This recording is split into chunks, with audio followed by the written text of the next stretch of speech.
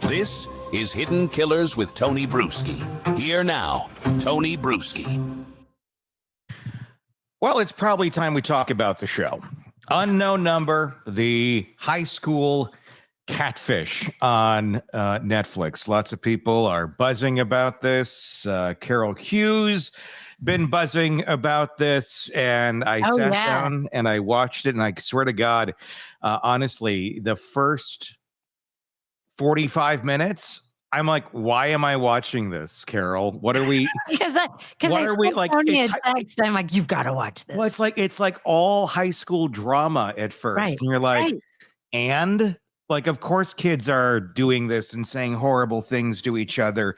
We used to do it through little notes that we would, like fold up in origami shapes and pass to each other in the hall like we're doing a drug deal or something.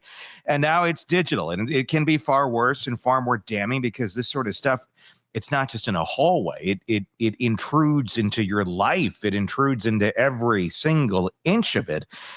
And the level to which this thing went. Oh, it's disturbing.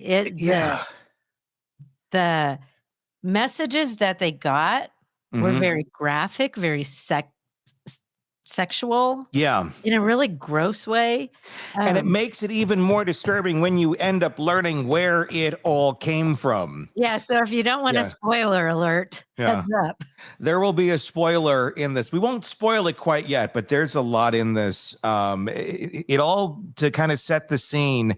If you've not seen this documentary on Netflix yet, it was a small, tight-knit community.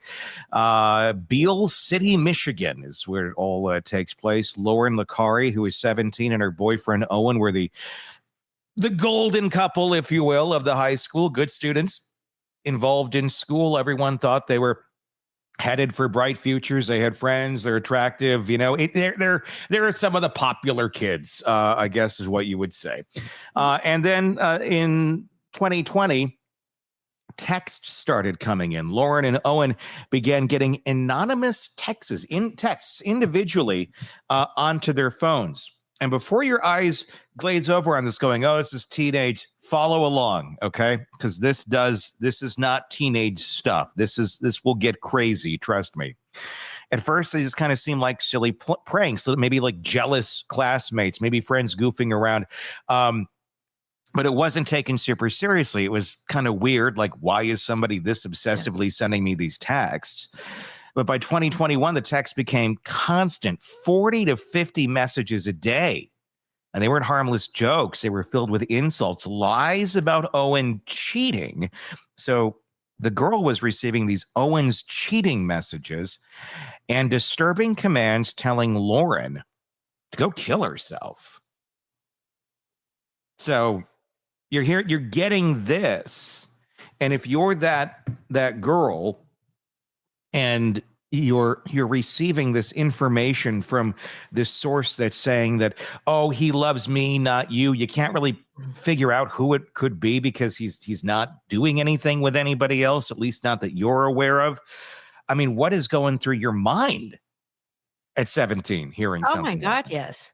Because that is such an insecure age to be, because there's all kinds of drama between the kids. And so you assume this is one of your classmates. Why do they hate me so much? Is this how everybody feels about me? They also called her anorexic, which is really also very bothersome and triggering. And, kill yourself. Could you say anything worse to somebody than that? And so you're right. Like when I was watching it too, I was the same way, like, oh, high school drama, this is not for me. Yeah. But once I got into it, I'm like, I would like to know who's doing this. And so that's after I watched it, I'm like, oh my God, you've got to see this. It's just, and it's saying some of the worst things I've ever read. And not just to the girl, to him as well. Like it was extremely sexual to him. And I think that's important to understand of just how dark these messages were to this young girl and to him too. The stress eventually cracked their relationship. They started to get in fights. And Owen eventually, you're in high school. I mean, it's not the end of the world to break up with somebody, but it feels bad if you're breaking up for a reason that has nothing to do with that relationship. But he eventually just suggested, let's just break up. Let's see if the bullying would stop. I didn't. No, not even that. Even after that split, the harassment actually intensified. So you got to be thinking, okay, I did what you wanted. We broke up. Now what? Why is this still going on? Why does somebody still feel the need to harass me in this way? And there's the anonymous portion of this, the anonymity of being able to do it, because these texts are coming in. If someone's going, well, just look up who is sending it. It's a random number generator that was being used to create these fake phone numbers. If you didn't know you can do that, yes, you can do that. Takes a little bit of knowledge, I guess, on how to do it. Might even cost some money if you're going to use a service that creates that sort of thing. So it's kind of interesting that a high school kid's going to even have knowledge of it, but or have the funds to, like, I'm going to spend money on this, to use a service that would fake these numbers coming in, because they would block them. You think, well, just they would block them, and then they would just come through a different number. It's kind of like spam, how you get a spam one and you block it, but then next day you're gonna still, I want to buy your house. Yeah, and we're sometimes the emails like, well, this looks like it's from a legitimate address, but it's really not. It's a fake one. That's basically, it's a mask, is what's going on. So as soon as somebody would block this, these texts would keep coming in, and eventually people started talking, because it was nuts. Nobody could figure out who is doing this, and everyone is trying to figure out who is doing this, because they're upset. Like, this is horrible. This shouldn't be happening to these kids. They're good kids. There's no reason for these horrible things to be said. It's a small town environment. Everyone's watching. Everybody is spreading the gossip.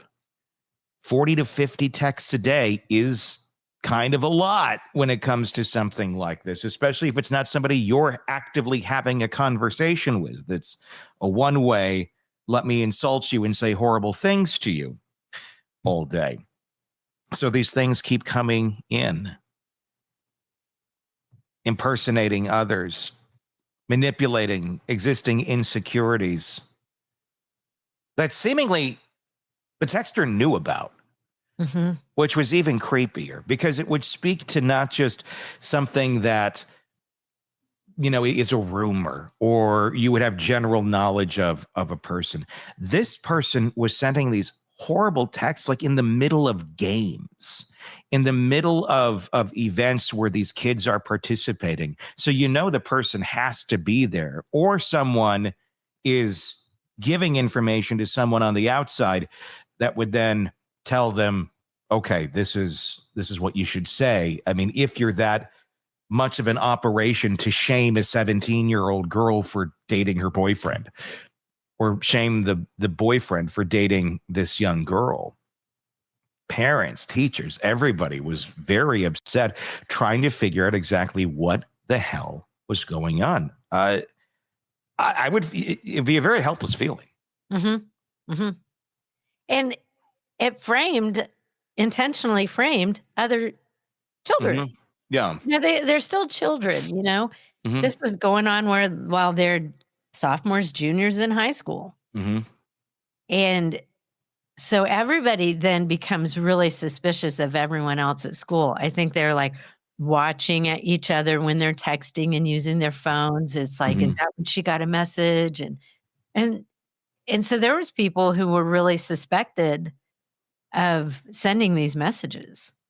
The school was checking their cameras. They were trying to look at the timestamps of when a message was sent, and then if on the security cameras they could see if any of the kids maybe be on their phone at that moment in time. Surprise, they're all on their phone at that time. So everybody's a suspect. When you looked at the security camera, every single one of them are walking down the halls like this, and somehow navigating. I think, if anything, what cell phones are doing for us, they're creating a sense of sonar like bats have and ants have. So we can now navigate the environment around us. Yeah, that's a good point. Without looking up. How did that happen? Cell phones. They brought out our psychic sense of knowing what is around us. You do wonder sometimes how some of these kids navigate, and they're not looking up. It's like, how do you know to turn right here? It's kind of spooky. Would the relationship have survived without the cyber pressure, or was it doomed once trust eroded? Well, I guess I would ask anyone who's had a high school relationship, are you still with that person? Right.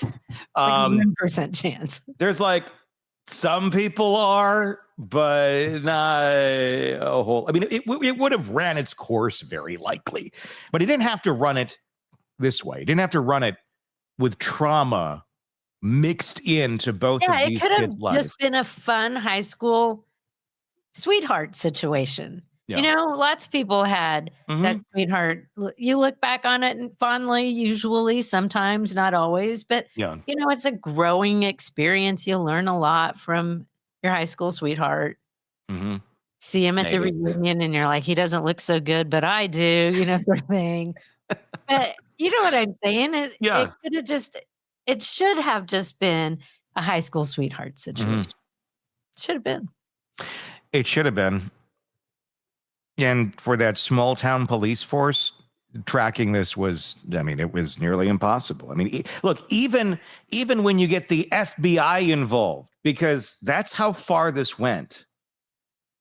The FBI, federal investigators, ended up subpoenaing records from the apps because it was getting that dark. I mean, and when you have this constant churn of threat coming at you, even if it's not direct, I'm going to kill you, I'm going to hurt you.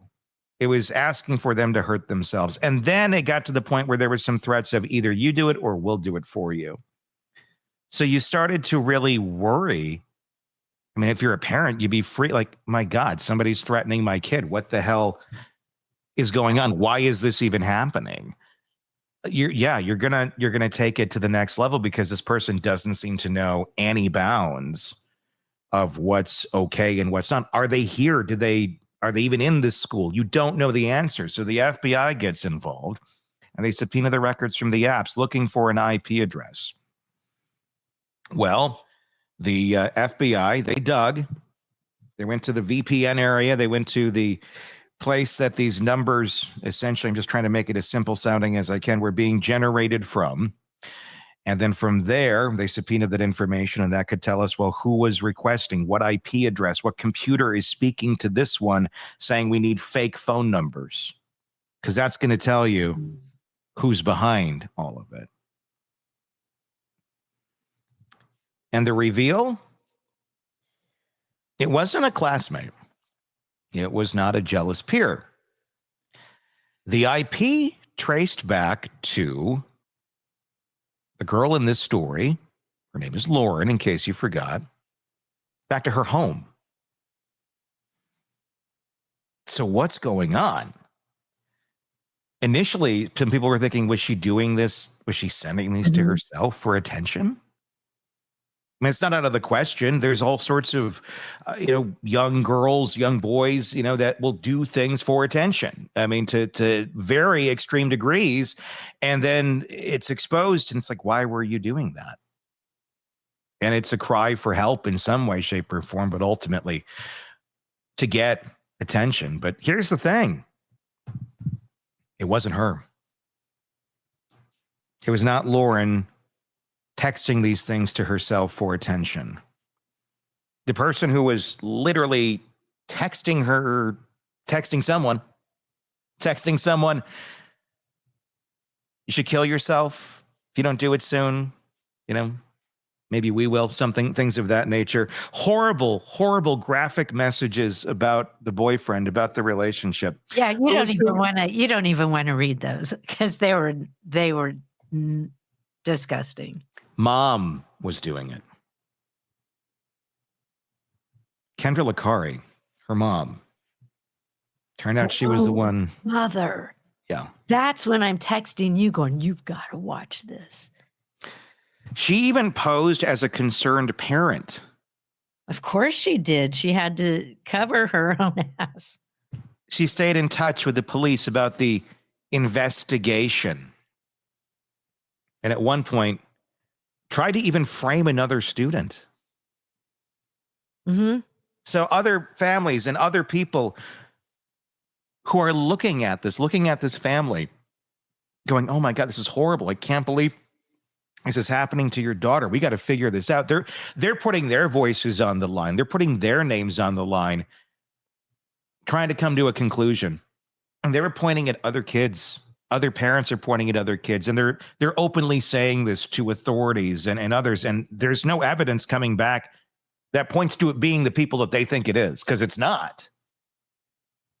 But there's people who are being ostracized, essentially getting a scarlet letter on them because they believe that this is who's doing it, but they just can't quite prove it. And this mom was willing to encourage that, even though she knew she was the one who was doing it. And there was one of the text messages that made it real specific. Mm-hmm. That so the daughter Lauren goes to her mom and they decide, oh, it has to be this one girl. Mm-hmm. Because it had something to do with scoring points in a basketball game. And the mom was the scorekeeper. Well, she's the only one who scored that many points that day. So the mom was intentionally setting that girl up. She was trying to fill in the blanks for everybody. Mm-hmm. And this girl is just going to high school. Yeah. She got nothing to do with any of this. She's not going after the boyfriend. She's got her own life she's leading. And the mom intentionally tried to set her up so it looked like her.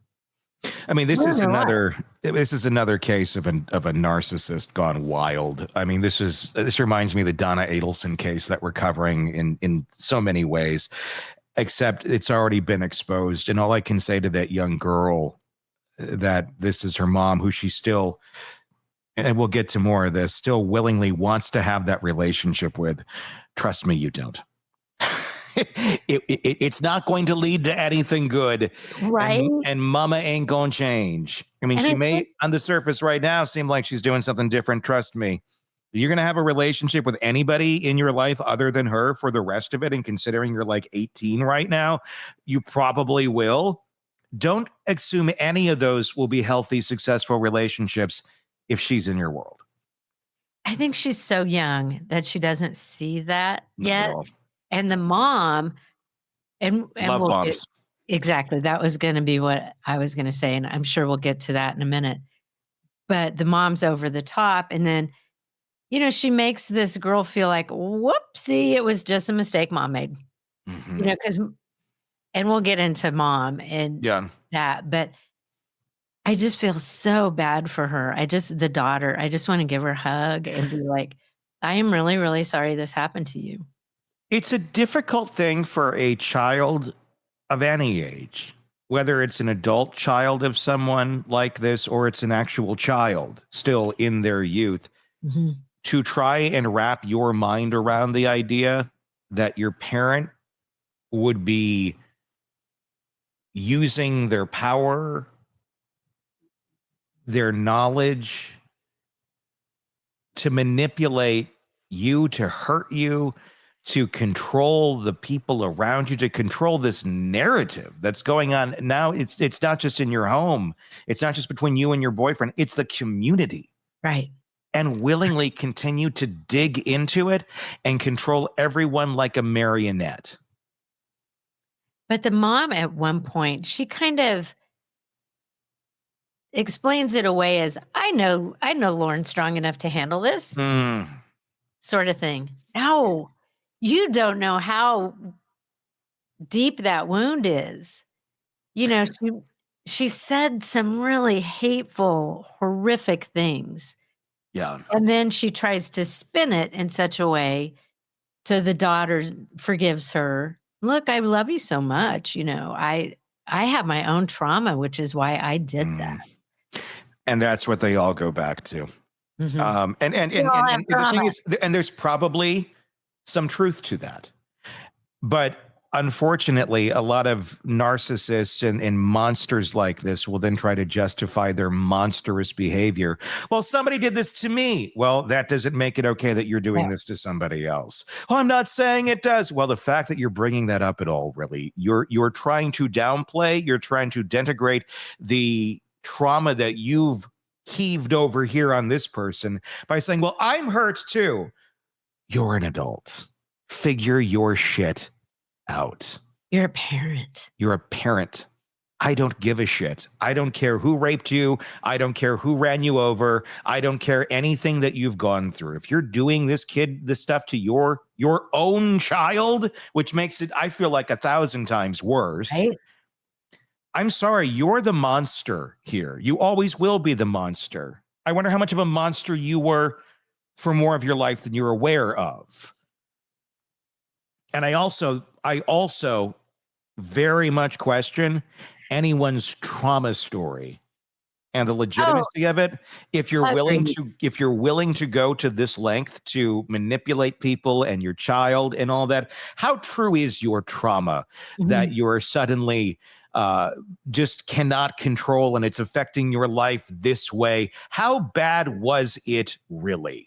And it wasn't like a week's worth of text. This went on for 2 years. This was a long term. Yeah. She was in it for the long term. But I was reading online about it because, of course, I got very fascinated. And so I did a little deep dive online. I heard someone refer to it as cyber Munchausen. Yeah. I don't know if that's a technical term, but I guess. I don't think it is. But I get what they were saying with that term. Yeah. That it was hurting. It sets the daughter up to be really, really, really hurt and to run to the one person where she always finds comfort, and that's mom. Yeah. And I'm like, that kind of makes some sense to me. But I also think there's something else to it as well. That might be part of it. But all of the healthy people in the world look at this and go, we got to put a label on it because we have to understand it. If we can put a label on it, there's a group of these people, they do things like this and they do it because of this, and it makes them safer. They're over here in this category. Sometimes there's just horrible people. Sometimes there's just horrible, evil human beings who will lie, cheat, manipulate, steal, do whatever they need to so their whatever feels good on the inside. I mean, does it, again, probably begin somewhere with trauma somewhere? Yes, probably. But at the end of the day, they chose that path and they said, I'm going to go down this because this is the path of least resistance and this is how I'm going to live my life. And I'm not going to change. And I know it affects other people, my kids, my family, all this. I can see it, but it's me. So I'm going to do it and they're going to live with it and they're never going to figure it out. And a lot of people live their whole lives and people don't figure it out. Some do, but they just disappear. Oh, but then they get blamed. Oh, I don't need them anyhow. I would say if one thing is true that I've learned about narcissists, borderlines, and things like that, when push comes to shove and shit's about to really hit the fan, there's one thing they all go to, and that is their own trauma. And their stories, they change. I've seen this in my own personal life, someone who shared their own stories of their own trauma with me for years. And I understood the story. I understood the baseline of what it was. I understood actually in great detail what it was. But when they were traumatizing other people and they were being held accountable for it, suddenly the stories of their own trauma reemerged, even though it had nothing to do with the current situation of what they were inflicting on someone else. It went back to their trauma stories, and those trauma stories ended up being like 10 times worse than the original version. Oh, yeah. And it's like, wait a second here. Like, this is not remotely how you've said. And I get, sometimes people, they don't want to share it. And I get that. This is not that. This is posturing. This is acting. This is making it far worse than anything could possibly have been to get sympathy and empathy for your own absolutely awful, deplorable behavior, because there's no other way out of it. See, I think she wasn't ever planning on getting caught. I think They never are. things going on. I think she enjoyed the trauma that she was causing her daughter and like, look, I'm here to help you. Yeah. I also think that she had a thing for Owen, the boy, because she was texting him some really sick, perverted things. Yeah. And the same things to the daughter. And like, I don't even want to talk like that. It just really bothers me that this boy had to go through that and they were young. And to know that there was your girlfriend's mom sent you those messages. Yeah. So I think in a way, I have to wonder if she didn't see the daughter as competition and she was interested in the boy. I think there's a level of that she did. I think she was trying to live through her daughter, as a lot of parents try to do, live through their children, which is sickening. I think you have that. I think you have a lot of dark fantasies, dark control fantasies, all being met, all being fed, and all being played out by what she was doing with this. She's controlling her daughter. She's clearly jealous of her daughter in many ways, shapes, and forms. And the fact that she was able to essentially ruin her daughter's life, I think that made her feel good. And especially the daughter kept coming back to her. The daughter still is coming back to her, at least according to the documentary. I don't know where things are today, but I did look that up about where they're at today. Yeah. And she, on probation, the mom cannot see the daughter. Good. And I think the daughter has pulled away a little bit. Yeah. Well, I hope it stays that way. There is nothing good that will ever come of your mother, as much as you want that. And she talks about it like a 17-year-old would talk about it. And so it's no dig on this young woman, but I'm sorry. I mean, she's 17, and she's not a 17-year-old that I think has a lot of perspective on things. No, and most 17-year-olds don't. They don't. You know, They don't. I think her dad seems to be doing a good job of stepping up and helping her through this. But, you know, a relationship with your mom for most young girls is it's the most powerful relationship you have. And so to be so traumatized by your own mother, to wrap your brain around that would be really impossibly hard.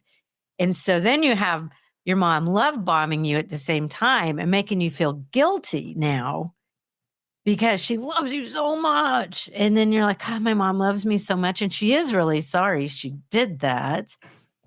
In that moment in time, she is. You tend to rewrite your own history. Yeah. But she needs something was from it that bad? You know? So she's dealing with it in a teenager sort of way because she doesn't have, and I hope she's in therapy. I'm assuming she's in therapy. Yeah. The daughter, I really don't give two shits about the mom, but the daughter, I hope, is in therapy. The mom, honest to God, as I watched that, I don't feel she had any accountability. The best thing that can happen is if she gets hit by a bus. There was no accountability.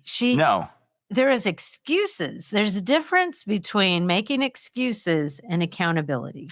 Well, in the documentary, she sits there and she does like her crying routine, and but will interject, as they all do. We saw it recently in the Sherry Papini documentary, where it's just moments of horribleness and shame. And then, but what do you think about this? Yeah. Well, wait a second. I mean, on my defense, he was kind of this, or they were kind of that. And they insert something here that's absolutely absurd, but they think they're going to get some sort of ground on it that somehow justifies the means to the behavior. Right. And they don't realize how absurd it sounds. And then they'll jump to that because they got to have something that justifies this insanity, this horrible thing that they've done. And they don't get it. Then that goes back to, oh, I have trauma. I'm like, yeah, we all do, kids. No and kidding. You just made it 1,000 times worse for your daughter. Whatever you just went through, there's a Netflix documentary about the trauma you inflicted on your daughter. So I don't care what the hell happened to you. It ain't anywhere near what you've done to her. And she's sitting there thinking, I have that void in my life, and I wish, and it's a touchy thing with, teenagers. I have one. And in many ways, not gone through this specific situation, but I can understand the mother abandonment thing. I can understand the manipulation, the love bombing that these people do to their children to try and manipulate the children when they're the damn adults that caused all the damn pain to begin with. I can understand all this, probably on a level most can't. So I can vouch for that. So I'm coming to this story and once again, with some of that. And your situation's similar in the fact that there's no accountability. None. There's excuses. And one thing, and I wrote it down, there's one thing that the mom said that really, really bothered me. She said that realistically, a lot of people of us have probably broken the law at some point or another and not gotten caught. I'm sure people drove drunk and haven't been caught. And I'm as if it somehow equates to this. What? Like, well, if you ever drove drunk, then you're as guilty as I am. The fact that she's sitting there saying those things out loud on a documentary. And I read too that she wasn't going to do the documentary, and she was the last one who agreed to do it. And it took quite a bit of cooking her to do it. I still can't believe she did it, because I Googled it. Like, why did she do it? That was my other question. Like, because at first I was thinking like did they start filming before they figured out who it was and then they bust? No, they knew it all along. But the fact that they got her to talk, I mean, I don't know, but was there a little ka-ching that didn't came? I read that? I think that she, and you will relate to this as well. Yeah. Because you also have experience in this. But I think that she thought she could go on camera and manipulate everyone into thinking, oh, you know what? I'm going to tell them like everybody's done something wrong. You're exactly right. People have drove drunk. It's the same reason Sherry Papini did a documentary. It's the same way Donna Adelson's taking the stand. It's the same reason Alec Murdaugh took the stand. It's the same reason, what's her name, who likely killed her daughter, just did another doc series about her life recently, where she talks about it was her dad that was in what's not Jodi Arias, but there was what's that one? It was another one. She was very attractive. She killed her daughter. Florida. Killed her daughter. Yeah. And you know what I'm talking. I just hear names asleep. It's the same reason these people. Casey Anthony. These people think they can just jump on and control the narrative the same way that she thought she could just start saying these things to the children and somehow control their life and the narrative. And that's the sick part about mom here, is she went into this and her excuses are, when I was a child, I had horrible things happen to me. And it was my reaction. I was so afraid that these horrible things are going to happen to my daughter. So I'm going to traumatize her first, basically going to beat it to the punch. Yeah. And I'm going to try and control this or traumatize first, which is what so many borderlines and narcissists do. It's let's create some new trauma. Let's create some new drama over here. That's far worse than anything the world could just or naturally flow at us. And then it blows it out of the water. But why? Even though it destroys lives, because they were in control of opening that dam. Mm-hmm. And that's the only reason. It's like the town's flooded. Everyone's dying. Yeah, but I got to press the button. It didn't just break at any random time. Yeah. It doesn't matter. You did this.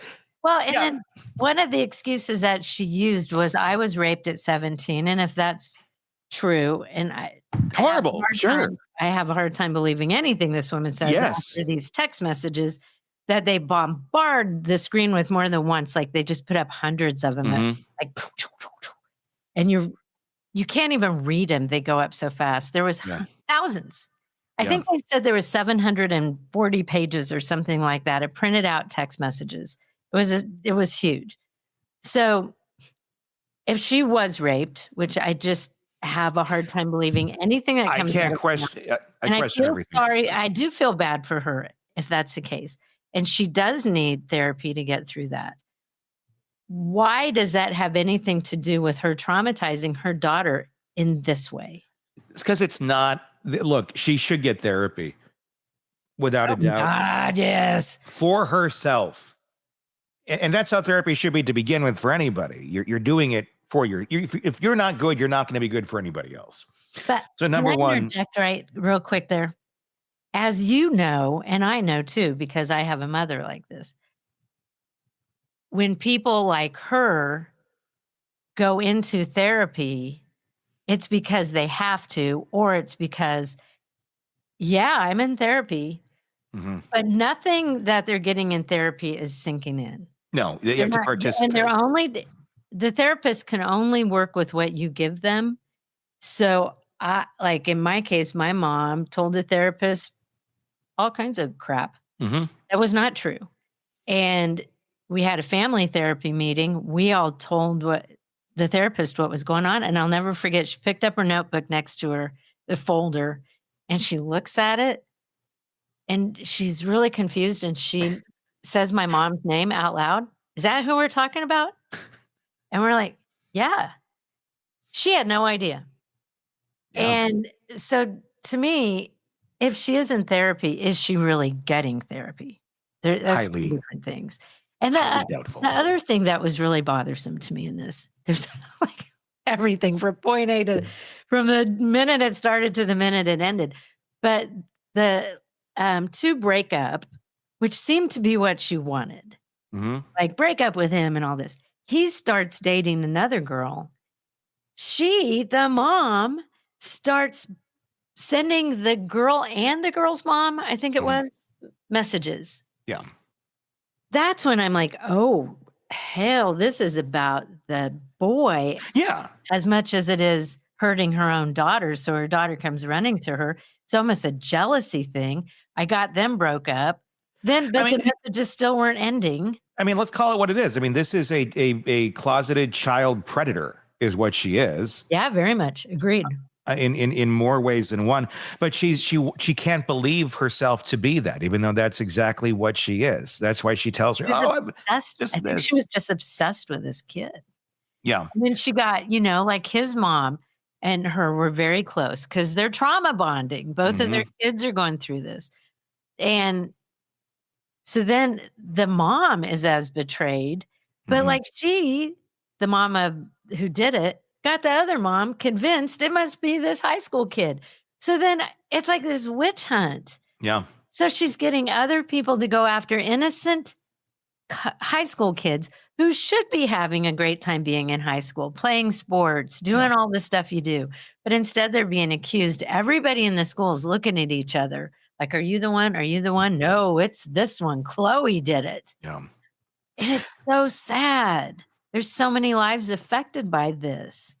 This woman is so monstrous at the end of the day. It is shocking. I get why there's a Netflix documentary about it. It's insane that she went on there. I'm glad she did because I hope it ruins the rest of her life. She's already regretting it. No, I mean, and I mean, look, these people are not going to change. I'm going to tell you right now.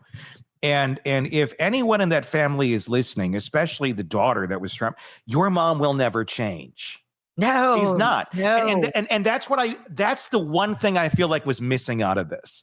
And I feel like needs to be drilled harder into her daughter by people that she trusts and cares about, that people that she will listen to, because she seems so flippant to be like, well, mom just said. She has the attitude of it like her mom does. Like, this is not a big deal, because I don't think she realizes the trauma yet that was inflicted on her. But she doesn't seem to have a clue in the middle of it that this is horrible and should not be looked at as like mom's just made a mistake. And I know dad's probably trying to walk a thin line there of like, well, I don't want to turn her against me. But look, somebody's got to get to this girl and say, look, nothing. You should have no contact with her. This is a monster. She will only destroy your life. She has a severe personality disorder. She is never going to be fixed. She is never going to be changed. This age in life, she's gone this far operating this way. She's already trying to rationalize her way through this documentary. She's manipulating her daughter. Yeah, she's trying to manipulate the audience on the doc. I mean, this is how she is. This is the monster she is. Can she look cool and cuddly? And do you have some fond memories of her in one way, shape, or form? Yes. And you know what? So do some animals in the wild until they reach a certain age and the animal in the wild decides the best form of the next step to take here in the wild is to eat the child. That's essentially what this woman was trying to do. Destroy her own kid. Yeah. And you can't. You pretend she's dead. Have a funeral and move on. That is the best blunt advice you can receive. I'm old, and so I see the end part of this. Yeah. These people don't change. And, I know in your situation, we've had a lot of conversations about this over the years, and it doesn't change. Yeah. And and in her case, it just makes me so sad because at 17, you don't really know the way the world works. You don't know how, especially their small town. I grew up in a small town. I was pretty, once I left the small town, I'm like, whoa. Yeah. Oh, wow. There were some things I learned that went on in the world I had no idea about, Mm-hmm. because back then we didn't have constant news and stuff. Or just knowledge that people are capable of doing these things. Horrific things, and especially your own parent. Yeah. And so she's trying to process what's happened while at the same time her mom's gone to jail and has nothing to do other than obsess about how to get my daughter back. And all she does, love bomb her the best way I can. God. And that was a sick part of it. I love you so much. La, la, la, la, la, la, la, la, la, la, la. You know what? I've seen that shit too. Yeah. I've seen it. It's disturbing. I've seen it come in the form of cards every day. I've seen it come in this way and that way. And it's manic as shit. And does it ever make sense to the emotions and the feelings of the person that was initially traumatized? No, it's 1000% for the predator. But the predator can say, look what I did. Look how loving I am. Look how much I care. Look, I sent all. And then they get to be the victim again because the person that's been preyed upon doesn't want to have anything to do with them. Oh, and now they disrespect me. They don't care about me. So then they can perceive disrespect because that's the other big thing with these folks. They don't like disrespect. And then they get to become re-victimized once again. And it all goes back to childhood. But at the same point, they just keep creating the scenes to become the victims in, and everybody else has to be an actor in it until the actors finally say, you know what? It's a one-man play. Have fun. There was and I don't remember it exactly, but there was, I think it was a text that she sent her daughter from while she's in prison. And it's like, I really enjoyed our phone call, but I was really sad because you didn't say I love you at the end of the phone call. Yeah, that's shit. That to me that spoke volumes. It was like, the girl probably just was like, okay, bye, mom, click. It's trying to get that little bit of control in there. And then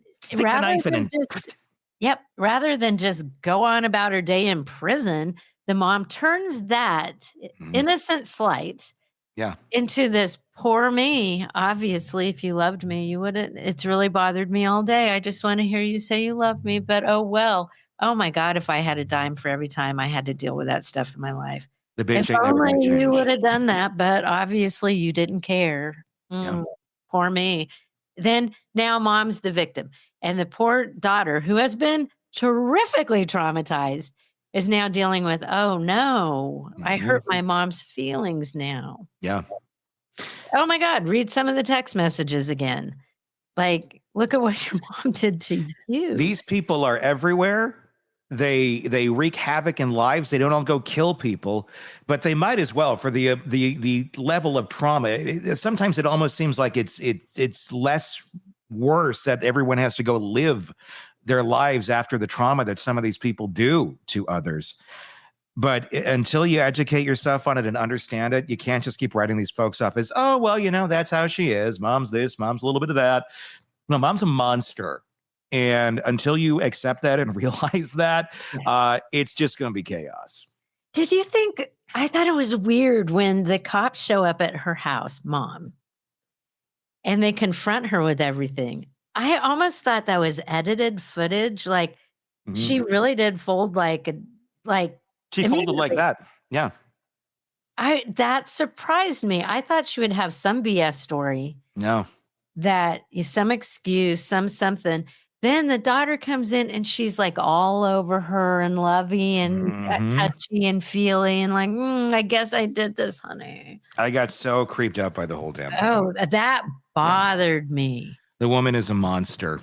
And always will be. Good reading on this topic. If you are recognizing some of this as something maybe in your life or has been, and you're like, I'd like to get a little more healing from that. I Hate You, Don't Leave Me is a good book. And also Dr. Ramani has a great one out right now called It's Not You. And I highly recommend that one. That's another great one on this topic that will help folks heal who have been in the victimized role of this. Like, and I have not read that book, but the title alone, because they have a way of convincing you it's you, or trying to convince you it's you. And when you're 17, you're going to believe it. And you know what? 9 out of 10 people go for it, and they do. That's how they're able to have this image in life around, but behind the closed doors, it's something completely different. Yeah. Just like you were saying, like, is this your mom? Like, yeah, surprisingly it is. Yeah. That really happens. They're spooky, creepy. Some may say evil. I would tend to agree with that sometimes. But it's spooky stuff. It's a very interesting doc. It's worth watching. It's on Netflix. Go check that out. And let us know in the comments section. What are your thoughts on this? What did you take away from this whole experience?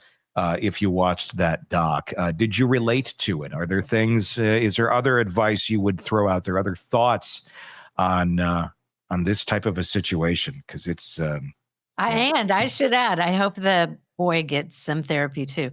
I've heard that he's gone off to college. Mm-hmm. So I hope he can find a way to put this in the past. Yeah. I wish the best for all of them. And his family. I mean, they were traumatized. The school superintendent, the principal, like teachers. And the anger end of this too. I want to say that. Don't hold on to the anger. It's not worth it. You have your life to live. You have your energy to expel. And this person already sucked so much out of you. Don't give them any more of it. Yes. Move on, read the book, pretend she's dead, and grieve and move on. Mm-hmm. That's grieve. Go through the stages of grieving and move on with your life. That is the only recipe you are going to find to be satisfactory when you're 30, 40, 50 years old looking back at life, my dear. That is what you are going to be wishing you did if you do not. Trust me. A lot of people will speak to that. All right. Let me know your thoughts in the comment section. Until next time, for Carol, I'm Tony. We'll talk again real. Want more on this case and others? Then press subscribe now and don't miss a moment of true crime coverage from Tony Brueski and the Hidden Killers podcast.